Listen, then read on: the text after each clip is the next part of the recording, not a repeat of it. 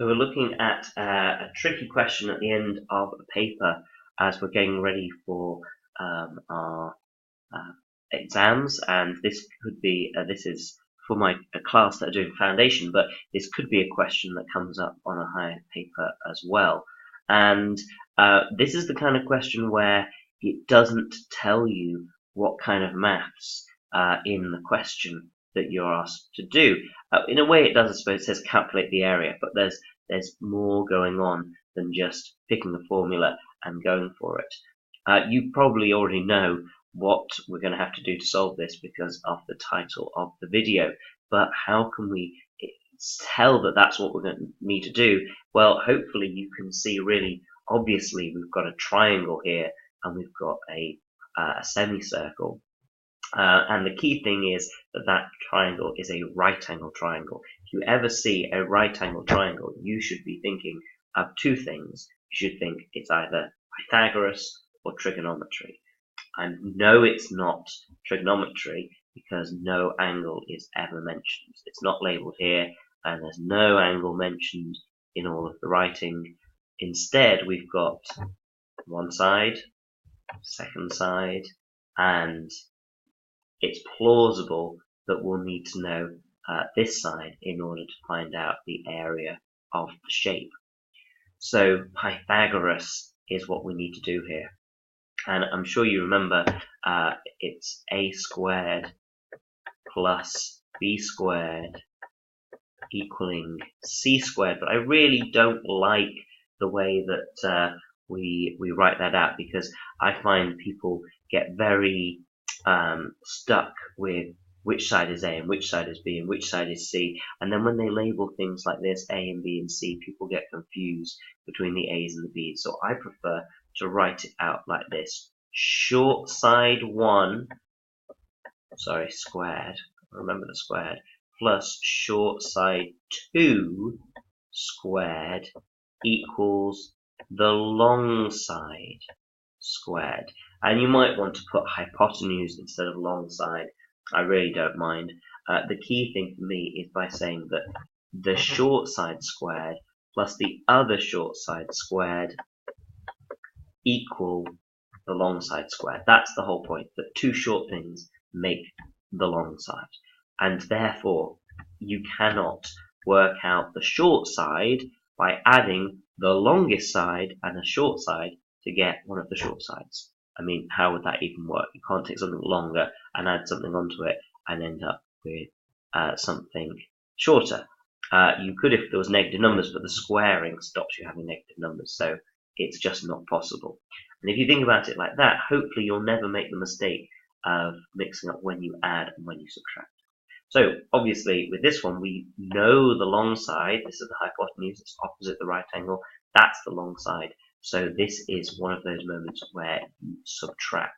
It's the long side squared, take away the other short side squared, square root the whole thing, and we have the length of this dotted line, the height. Well, let's just remind ourselves what we're actually trying to do. We're trying to work out the area of the shape, and it's going to be much easier to work it out in two separate bits. The area of the triangle is going to be half base times height,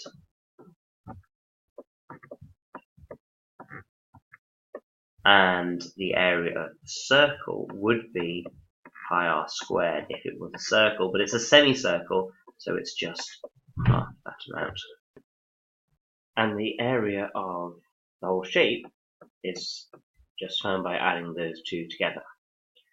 So if we get our calculator up, we can find out what the length of that dotted line is. So that's the square root of 9.5 squared minus 7.6 squared. And that gives us an answer of 5.7. Now it's really quite nice that they've given us something that only has one decimal point. If this was on a higher paper, there's a good chance that it would have loads of decimal places. And if your three significant figures of your answer, don't forget all your intermediate values need to be more accurate. You need at least for, I would say, 5 or 6, you need to be writing down and type in your calculator. If you have to write them down, if you can keep it all in the calculator, then it's even better, because then it's perfectly precise. But that comes out absolutely spot on, so we'll just use 5.7. So we need to work out the area of the triangle, so that's going to be our 5.7 times the 7.6 and half it, and that gives us 21.66.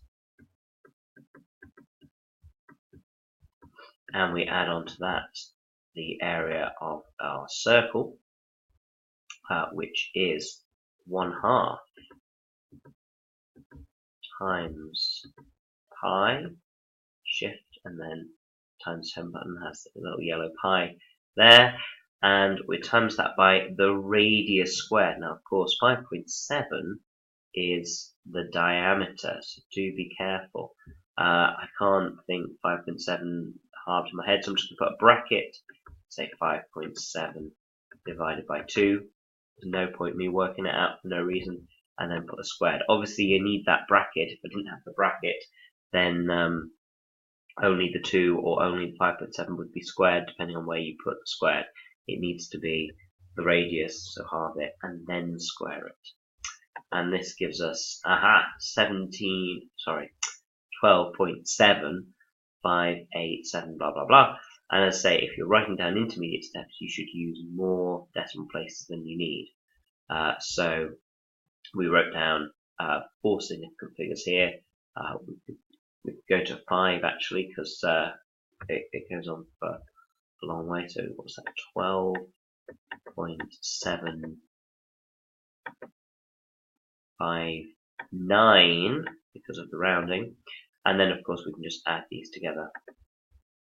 So we add 21.66. Now actually really easy to use just the ants button and add that on, then I don't need to worry about that rounding, and my answer is 34.4. Key thing with this question is, first of all, you do need to know your formulae for areas of triangles, areas of circles, things like this. You do need to know Pythagoras, and crucially you need to be able to spot that it's a Pythagoras question by seeing that right angle triangle, seeing that we've got 2 sides. The third side is what we want.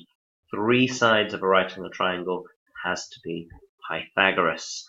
Once you have that Pythagoras calculated, calculated from Pythagoras, then you can go on to answer the question. You can find out the actual areas, but you need to do that Pythagoras before you get started.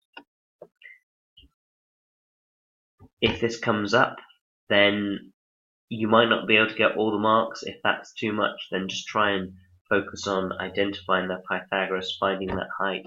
That's all you do, you're still going to get marks, and getting marks at the end of the paper is going to hopefully make the difference between getting the level 4, the level 5, or even, the level 3, the level 4. If you've made a few mistakes early on and you're going to get 3 and then you get a couple marks at the end, it will just push you up. So please do give that a bit of practice. Try and remember some of the techniques we used, and if it does come up in the exam, something similar comes up, I hope you are able to get something from the question at least. So good luck with these kind of questions, and ta-ra for now.